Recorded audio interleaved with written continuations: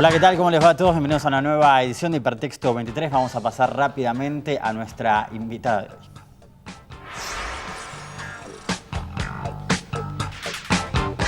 Claudia Piñeiro nació en Bursaco el 10 de abril de 1960, escritora, guionista de televisión, dramaturga y contadora. Su primera publicación fue la novela juvenil Un ladrón entre nosotros. En 2005 ganó el premio Clarín de novela por Las viudas de los jueves, con un jurado compuesto por Saramago, Rosa Montero y Eduardo Belgrano Rawson. Además publicó, entre otros libros, Tuya, Elena Sabe, Betty Boo y Un comunista en calzoncillos.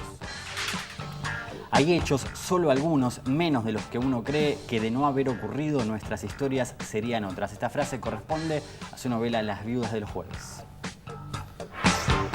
Bueno, muchas gracias, Claudia, ante todo, por estar con nosotros. Hacía mucho que queríamos que estuvieras. Sí, se fue alargando. Sí, un verdadero gusto. Bueno, 10 años se cumplen ya de Las viudas de los jueves. Este año son 10 años de Las viudas de los jueves y parece mentira, ¿no? Que pasó ya tanto tiempo. Qué increíble. Pero además, el libro tuvo como una vida larga porque el libro lo tuvo y después con la película uno tiene la sensación que sigue ahí, ¿no? Como un déjà vu, digamos, como que fue algo, mirá. Además es un libro que leen muchos en los colegios, entonces sigo yendo todos los años a colegios que en quinto año están leyendo este libro y demás, o sea, sí, es un libro que sigue vivo, ¿no? Pero que, pues yo también cuando me di cuenta que eran 10 años me pareció muchísimo. ¿Y dentro de tu obra sentís por ahí que es como el que más generó cosas o el más importante? No, yo creo que es el que me dio una oportunidad, ¿no? En el sentido de que a partir de ese libro la gente me conoció y después pudo ir a otros libros míos o no. Yo antes de ese libro había publicado Tuya y Tuya se había vendido discretamente, o sea, a mí no me conocía nadie. Tampoco le fue mal, ¿no? No, y incluso en Radar le hicieron una reseña muy buena sin que nadie me conociera, o sea, yo estoy muy agradecida a eso, pero después hay gente que fue a buscar Tuya y los libros que siguieron la gente los estaba esperando. Todas esas oportunidades las dio Las viudas de los jueves. Y hay una cosa ambivalente, porque por un lado te da esas posibilidades y por otro lado te deja como anclado en ese lugar. Y, una etiqueta, ¿no? Y entonces si matan a alguien en un country me llaman, si roban en un country me llaman, entonces también, bueno, es ambivalente. ¿Cómo nació, Claudia, la idea de hacer Las viudas de los jueves? Digamos, si fue por alguna experiencia, alguna frase, viste que a veces los comienzos son muy... Sí, no, es que cada escritor, viste que hay, como decís vos, los comienzos son a veces diferentes para cada escritor. A mí siempre son... Los comienzos parten de una imagen, esa imagen yo la dejo un tiempo en la cabeza, macera, empieza a moverse los personajes, empiezan a hablar y ahí tengo como una primera escena inicial del libro, luego me imagino cómo va a terminar y me pongo a escribir. Muchas veces en el camino de cómo va a terminar se cambia porque los personajes uno los lleva por otros lugares. Cambia y entonces el final que uno pensó antes de escribir todo eso. ¿Fue el caso o no? En este no, estaba bastante, porque esta novela, no sé si vos te diste cuenta que tiene como una estructura de lo que es la miniserie en la televisión, que son capítulos que podría cada capítulo cerrar en sí mismo y uno podría cambiar el orden de los capítulos. Podría ser una serie, ¿eh? Sí, podría haber sido una serie.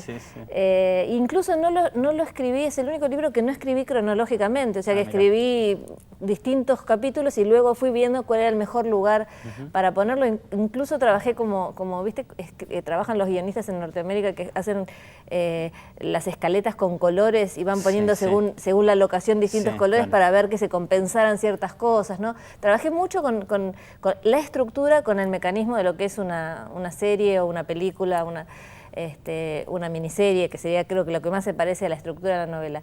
Y El disparador fue una imagen que tiene que ver con haber leído un cuento de Cheever que se llama El nadador, que no sé si vos te acordás que hay una película que era, vos sos muy joven, pero digamos una película en blanco y negro protagonizada por Burt Lancaster, que él es el protagonista de este personaje, que es alguien que pierde su casa, su familia, etcétera, y empieza a recorrer un barrio que tiene las características parecidas porque Cheever escribió en un momento de los Estados Unidos donde había y sigue habiendo comunidades muy parecidas a estas, cerradas, y este nadador se tiraba a su pileta, nadaba, pasaba a la casa del vecino, nadaba, iba al otro vecino y así recorría todo el lugar, que algunos lo pueden hacer en bicicleta o corriendo, él lo hacía nadando, el nadador.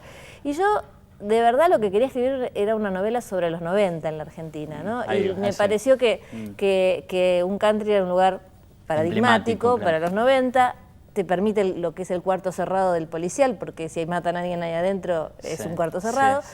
Y pensé, bueno, ¿qué hago? ¿Qué pasa si traslado al nadador de Cheever a un country de la Argentina de los 90 y la imagen que me aparecía era Burt Lancaster flotando en una pileta, ¿no? Muerto. Qué bueno, entonces lo que tuve que dejar esa imagen era para ver, bueno, por qué murió, quién lo mató. Luego aparecían otros cuerpos más, no era el único, viste que la imagen... es el segundo capítulo ahora, pero lo primero que escribí es esa noche en que aparecen los cadáveres flotando, y son 3 en realidad. Sí. Pero bueno, todo vino de ese cuento de Cheever. Sí, una novela realmente muy fuerte, ¿no? Es como tiene mucha potencia en muchas escenas, no solo en esa. Te quería preguntar, ¿cómo cambió también, ¿no?, el paradigma de lo que es hoy el country?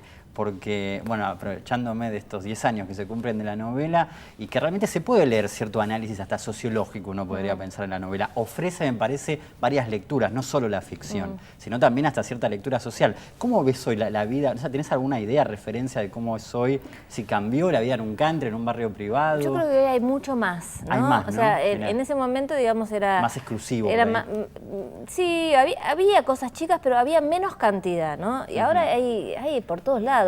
Claro, en municipios donde antes yo soy de la zona sur, en la zona sur antes no autorizaban, porque tenés que cumplir con ciertas reglas, ahora también hay en la zona sur, en ese momento había solamente en la zona norte. Me parece que se extendió la diversidad.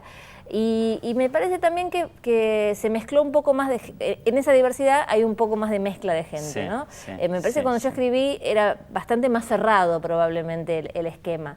De todos modos, bueno, siguen siendo lugares cerrados, donde para entrar cada vez tenés más normas, mucho peor que en ese momento que yo lo escribí, cada vez te piden más cosas, etcétera.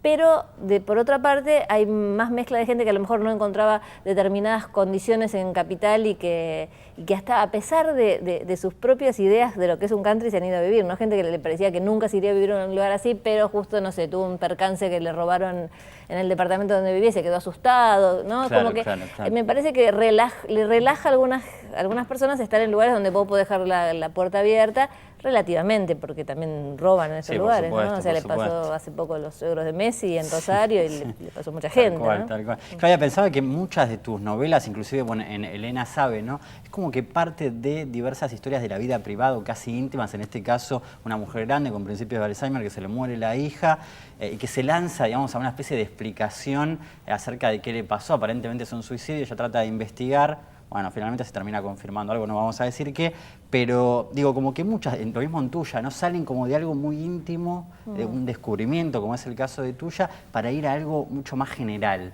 Sí, yo creo que hay una mirada en ese sentido sociológica hasta lo mínimo, ¿no? Sí, yo como en el detalle. Yo quise estudiar sociología, la verdad que la carrera... me cierra todo, gracias. Claro, perfecto. Digo, para hacértela fácil. La verdad que yo quería estudiar sociología, me estaba haciendo un test vocacional en el Borda y la psicóloga me dice, bueno, ¿vos querés estudiar sociología? Anda a la facultad y preguntale a los que estudian sociología qué opinan de eso. Entonces, yo que era re obediente, salí de ahí, me tomé un colectivo, fui a Derecho, porque en ese momento sociología se estudiaba en Derecho. Empecé por los pasillos de la Facultad de Derecho a buscar algo que dijera sociología, encontré una puerta que decía, no sé, gabinete o graduados, algo de sociología, me quedé ahí y salía la gente y entonces paré a uno y dije, nada, me manda la psicóloga, qué sé yo, y me acuerdo que la persona que salió me dijo, ¿sabes? Me dijo que les preguntara qué opinaban de que yo estudiara sociología y me dijo, vas a terminar muerta en una zanja. Y eso fue en el 78. Y al año siguiente cerraron la carrera y durante 2 años estuvo cerrada la carrera, ¿no? Wow, no sabía nada de eso. Sos joven. Pero bueno, no solamente... No sabía que te había pasado. No solamente sociología, sino que otras carreras humanísticas que se daban en la UBA. No, eso por supuesto, pero no sabía que habías querido estudiar. Yo mi carrera, digamos, la que yo deseaba era sociología y terminé estudiando ciencias económicas. Pero bueno, son esas cosas que a veces pasan en la vida. Pero digo, de ahí yo creo que, así como me gustaba sociología como carrera, hay una mirada en todos los libros, aunque sea un drama íntimo, ¿no? Pero ¿cómo termina plasmado en la literatura? La verdad que es sorprendente. Claudia, te quería hablar un poco acerca de las películas basadas en novelas. Bueno, en tu caso ya son varias que se vienen filmando, no solo Las vidas de los jueves. BTV, atención con esto, aparece CN23, aparece este canal, y el señor Rodo Herrera, que creo que está por acá, aparece dando una noticia, ¿no? Primero, en general, te quería preguntar, ¿qué opinás acerca de lo que es pasar al cine un libro y qué te pasó con tu propia experiencia, digamos? Mira, yo voy a tener ahora muy pronto 3 películas pasadas al cine. Las Viudas de los Jueves, Betty Boo y Tuya, que se estrena pronto. Que hubo un intento de Doria, ¿no? Inclusive. Doria era un fanático de la novela y había hecho el guión estaba espectacular y falleció. Entonces, bueno, se quedó ese proyecto trunco, pero ahora la va a hacer Edgardo González Amer. Yo estoy re contenta con la película, pero bueno, el proceso son 3. Y la verdad es que yo tengo mucho desprendimiento, ¿no? Yo como escribo dramaturgia estoy acostumbrada a entregar un texto que otro hace otro hecho artístico con eso, ¿no? Vos das un texto y después a un director y actores que tienen el derecho y la obligación de hacer otra cosa con ese texto. Entonces, ahora me dicen, por ejemplo, ¿no fuiste a ver, no pediste ver Tuya? Ya le digo, la verdad que a mí me dan muchas ganas de ver la película, pero no tengo como esa inquietud de ir a ver qué pasó con la película. Es como el descubrimiento de ir y sentarme y, bueno, a ver qué película hizo este director con este texto. Obviamente, en los 3 casos yo vi los guiones, pero no es tan fácil cuando vos ves un guión entender exactamente, porque incluso cuando ves el crudo tampoco, hasta que no tiene la música, el sonido, el último corte. A mí me parece, hasta ahora, que las 2 que vi, me parece que son muy buenas películas. Lo que le pasó a estos 2 directores, que creo que no va a pasar en Tuya, es que la novela tenía, como decís vos, muchos planos, ¿no? Las Viudas de los Jueves no es solamente el policial, y Betty Boo no es solamente el policial, tiene muchos planos, y cada director se ubica en uno de esos planos y cuenta más esa línea que otras, ¿no? Y por eso la gente a veces te dice, ay, pero le falta tal cosa. Bueno, no se puede hacer todo en el traspaso de una película, es lo que hay que hacer, y lo interesante es, bueno, ver cómo ese director lo hizo y cómo se plantó. Me parece que Marcelo Piñeiro se lo leyó más desde lo social, de qué le pasaba a esas personas, y Miguel Cobán en Betty Boo desde el policial, ¿no? Y los dos hicieron grandes películas. ¿Pero por qué decías que ahora en Tuya va a pasar otra cosa? Porque Tuya tiene menos planos, es una novela que tiene menos planos, no tenés tantos lugares donde pararte. Entonces tengo la sensación que todo lo que está en la novela, viste que es una novela más corta, es mi primera novela, por otra parte, creo que todo lo que está en la novela va a estar en la película, digamos, con las sutilezas que corresponden, ¿no? Pero en cambio en las otras tenías obligatoriamente que dejar cosas afuera.